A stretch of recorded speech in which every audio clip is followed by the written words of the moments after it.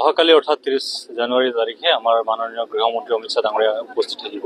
আৰু তেখেতৰ ইতিমধ্যে অফিচিয়েল টাইমিং জনাইছে যে তেওঁ ডিব্ৰুগড়ৰ পৰা 12:45-ত হেলিকপ্টাৰত ওলাব আৰু ইয়াতে 1টা বজাত আমাৰ এই মূল গ্ৰাউণ্ডত তেওঁ হেলিপেডত উপস্থিত হ'ব আৰু ইয়াৰ লগে লগে তেওঁক আমি আদৰাৰ লগে লগে তেওঁ অপেন এৰাৰ এক গাড়ীখনত গৈ পেলাই নি ষ্টেজৰ ওচৰত তেওঁ ৰখিব আৰু তাতে 10 মিনিট মিচিঙৰ কৃষ্টি সংস্কৃতি দেশ প্ৰদৰ্শনত এটা অনুষ্ঠান তেওঁ উপভোগ কৰিব আৰু কৰাৰ পিছতে তেওঁ মঞ্চত মুখ্য অতিথিৰ আসন গ্ৰহণ কৰিব আৰু ফৰ্মেল মিটিংটো আপোনাৰ 1 বজাৰ পৰা আবেলি 2:30 বজালৈকে তাৰমানে 1.5 ঘণ্টা সময় তেখেতে আমাক সময় দিব মিচিং জাতিটোৰ কাৰণে মিচিং এই অনুষ্ঠানটোৰ মুখৰ কাৰণে গতিকে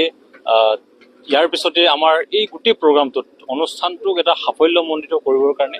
গ্ৰেণ্ড ছাকচেছ কৰিবৰ কাৰণে আমাৰ ইতিমধ্যে প্ৰশাসন আপোনালোকে দেখিছে যে DGP হৰমিত সিং ডাঙৰীয়া আমাৰ যোৱাকালিৰ পৰা তেওঁ ইয়াতে বাহৰ পাতি আছে আৰু গোটেই এই নিৰাপত্তা ব্যৱস্থাটোৰ অমিত শ্বাহ ডাঙৰীয়াৰ যি নিৰাপত্তা ব্যৱস্থাটোৰ গোটেই তেওঁলোকৰ CRPFৰ ছিকিউৰিটি ইনচাৰ্জ ইতিমধ্যে যোৱাকালিৰ পৰা ইয়াতে তেওঁলোকে ইয়াতে বসবাস কৰি আছে আৰু যি প্ৰায় 1.5 লাখৰ পৰা 2 লাখ মানুহ ইয়াতে সমাগম হ'ব ইয়াৰ কাৰণে যিটো 2টা লেয়াৰৰ যিটো বেৰিকেড আপোনাৰ মূল মঞ্চৰ পৰা গোটেই ছাৰাউণ্ডিং এৰিয়াটোত আৰু হেলিপেডতো ঠিক তেনেকৈ বেৰিকেডবিলাক গোটেই আমি পুনৰ নিৰ্মাণ কৰা হৈছে কিয় বহুত ষ্ট্ৰং এটা বেৰিকেডৰ প্ৰয়োজন হৈছে গতিকে এনেধৰণে সমগ্ৰ এই ক'বলৈ গ'লে উজনি অসমৰ যিমানবিলাক পুলিচ প্ৰশাসন আছে সকলো সষ্টম হৈ আছে আৰু DGP খুদ নিজে তেওঁ ইয়াতে সষ্টম হৈ আছে যোৱা 2 দিন ধৰি পেলাই চ' গতিকে ইতিমধ্যে এই কটকটীয়া নিৰাপত্তা ব্যৱস্থাটো সম্পূৰ্ণ হৈ উঠিছে আৰু আমাৰ যি এই অনুষ্ঠানলৈ আহিবলগীয়া প্ৰায় 1.5-2 লাখ মানুহ ইতিমধ্যে আমি গাড়ীৰ ব্যৱস্থা তেওঁলোকক ধুনীয়াকৈ এটা কাউন্সিলিং কৰা হৈছে আৰু কাইলৈ খুব 10 বজাৰ পৰা আমাৰ মানুহবিলাকে সমাগম হৈ যে আমি মিচিং জনগোষ্ঠীটো আজি 40 বছৰতকৈ অধিক কাল যে মিচিং সাহিত্য শাসিত পৰিষদক কাৰণে এটা সংগ্ৰাম পৰিষদক ভাৰতীয় সংবিধানৰ 6ষ্ঠ অনুচ্ছেদ অন্তৰ্ভুক্ত কৰাৰ কাৰণে যি সংগ্ৰাম সেই সংগ্ৰামৰ এটা পৰ্যায় এটা চূড়ান্ত পৰ্যায় পাবলৈ গৈ আছে অহাকাললৈ নিশ্চিতভাৱে অমিত শ্বাহ ডাঙৰীয়াক আমি মিচিং জনগোষ্ঠীটোৱে যে আমি আমাৰ নিজস্ব এটা কালচাৰ কৃষ্টি সংস্কৃতি ভাষা আছে আৰু আমাৰ এই মিচিং জনগোষ্ঠীটোৱে উত্তৰ পূৰ্বাঞ্চলৰ এই ক্ষুদ্ৰ জনগোষ্ঠীটোৱে যে স্বায়ত্ব শাসন 6 শিডিউল পাব পাৰে সেই গোটেই ব্যৱস্থাটোক আমি কাইলৈ তেওঁক আদৰি পেলাই তেওঁক এটা উষ্ম আদৰণি জনাই তেওঁক আমি এটা বাৰ্তা দিম যে আমি মিচিং জনগোষ্ঠীটো ঐক্য একতাৰে আমি বসবাস কৰা জনগোষ্ঠী আমি কোনো ধৰণৰ হিংসাৰ কাৰ্যসূচীত আমি ব্ৰতী নহওঁ আৰু আমাৰ আন্দোলন গণতান্ত্ৰিক শান্তিপ্ৰিয় আৰু আমি আমাৰ অধিকাৰ সাংবিধানিক অধিকাৰ যি জন্মস্বত্ব অধিকাৰ সেই অধিকাৰটোৰ কাৰণে তেওঁ যাতে আমাক মন খুলি দিল খুলি সেই অধিকাৰটো যাতে আমাক দিয়ে তো ইয়াৰ কাৰণে আমি তেওঁক এটা উষ্ম আদৰণি জনাবৰ কাৰণে সম্পূৰ্ণ প্ৰস্তুত হৈ আছোঁ আৰু কিমান ৰাইজ ইয়াতে আমাৰ 1.5 পৰা 2 লাখ মানুহ হোৱাৰ সম্ভাৱনা আছে আৰু আমাৰ সাংগঠনিকভাৱে আমি অৰ্গেনাইজ হৈ এটা আহিবলগীয়া আমাৰ সংখ্যা 1-10ৰ পৰা পাৰ হ'ব তাৰপিছত সাধাৰণ জনতা থাকিবই এক্সপেক্টেশ্যন 1.5 প্লাছ হ'ব বুলি আমাৰ এক্সপেক্টেশ্যন এটা আমি গম পাইছোঁ ইতিমধ্যে আমাৰ তাৰ প্ৰস্তুতিৰ কাৰণে আমি পূৰ্ণাংগভাৱে লাগি আছোঁ আৰু আমি হোৱাই নাই 2 দিনত তো ইতিমধ্যে আমাৰ